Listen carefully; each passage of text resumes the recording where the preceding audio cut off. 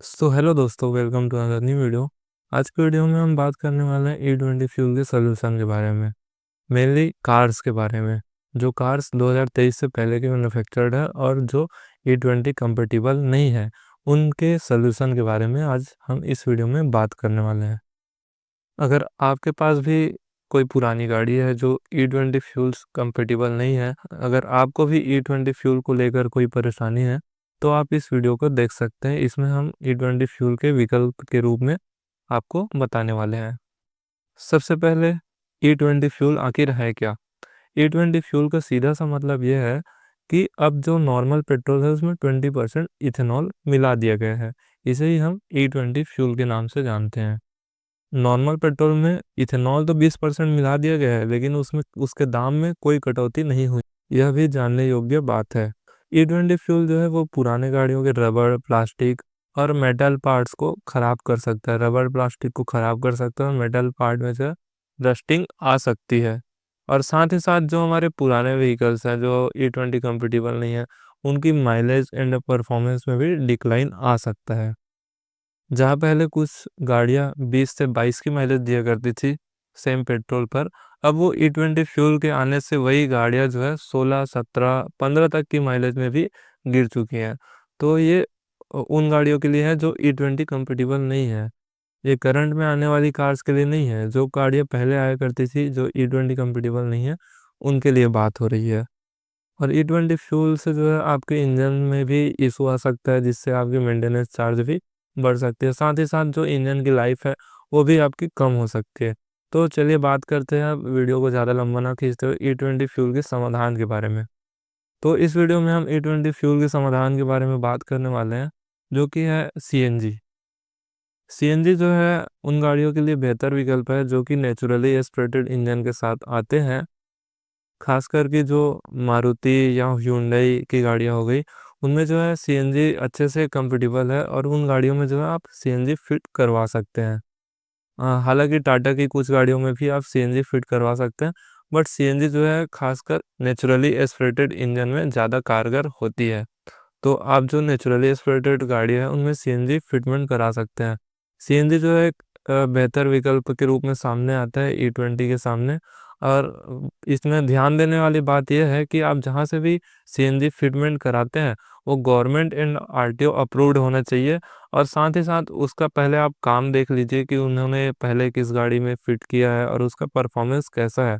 उसका काम देखकर ही आप फिट कराइए, नहीं तो ये आपकी मजा की जगह और सजा हो जाएगी। आपकी गाड़ी जो है और ख़राब हो जाएगी और उसका परफॉर्मेंस भी डिक्लाइन हो जाएगा और गाड़ी में जो है तरह तरह के इशू आ सकते हैं। तो इससे दो चार पैसे बचाने की जगह आप अच्छे जगह से CNG फिट कराइए, अगर आपको CNG इंस्टॉल कराना है तो। बात करें अगर CNG के फ़ायदे की, तो CNG का सबसे बड़ा फ़ायदा यह है कि इसका रेट जो है पेट्रोल से हमेशा कम ही रहता है। तो आपका इकोनॉमिकली ये फ़ायदा पहुंचाता है। साथ ही साथ इसमें जो है आपको फ्यूल इकोनॉमी ज़्यादा मिलती है, माइलेज ज़्यादा मिलती है। तो इससे जो है आपकी पैसे की बचत होती है और साथ ही साथ प्रदूषण भी कम करती है। और E20 फ्यूल की चिंता करने की ज़रूरत नहीं है अगर आप CNG एक बार इंस्टॉल करा लेते हैं।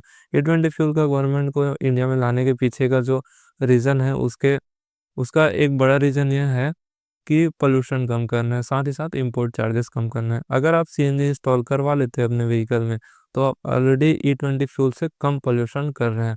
तो दो टिक में से एक टिक तो आप कंफर्म कर ही ले रहे हैं।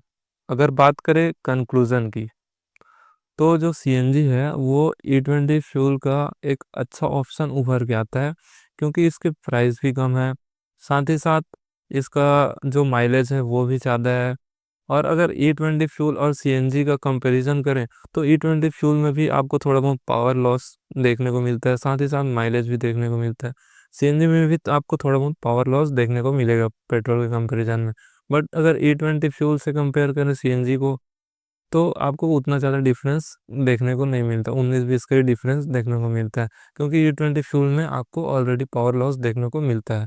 CNG का एडिशनल बेनिफिट यह हो जाता है कि इसमें जो आपको फ्यूल एफिशिएंसी अच्छी मिलती है, तो इससे जो है आपका कॉस्ट इफेक्टिव वाला जो रीज़न है वो बढ़ जाता है। CNG के साथ एक अच्छी बात यह देखने को मिल जाती है कि इसमें जो आपको माइलेज अच्छी देखने को मिल जाती है, जिससे आपके काफ़ी पैसे बचते हैं। और जो अपनी व्हीकल्स को लंबे रूट में चलाते हैं या जिनकी रनिंग ज़्यादा है, उनके लिए तो जो सीएनजी एक बेस्ट विकल्प है।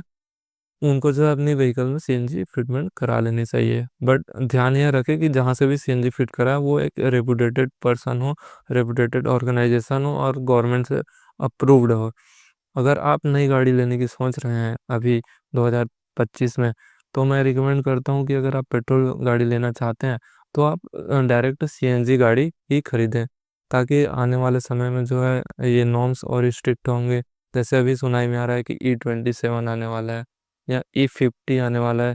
कई E85 जो व्हीकल है बाइक में वो आ चुके हैं, जैसे कि होंडा की CB300F E85 व्हीकल आ चुकी है। तो आने वाले टाइम में जो है इथेनॉल की ब्लेंडिंग जो है पेट्रोल में बढ़ने ही वाली है। तो आप जो है अगर सीएनजी व्हीकल खरीद लेते हैं तो आप एक सेफ साइड मेंटेन कर सकते हैं।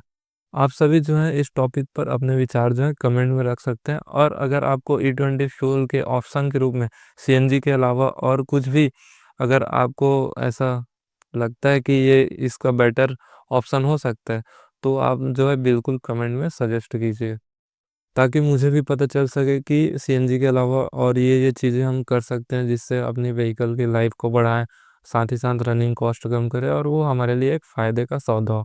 तो फ्रेंड्स मिलते हैं ऐसे ही अगले वीडियो में। जय हिंद, जय भारत।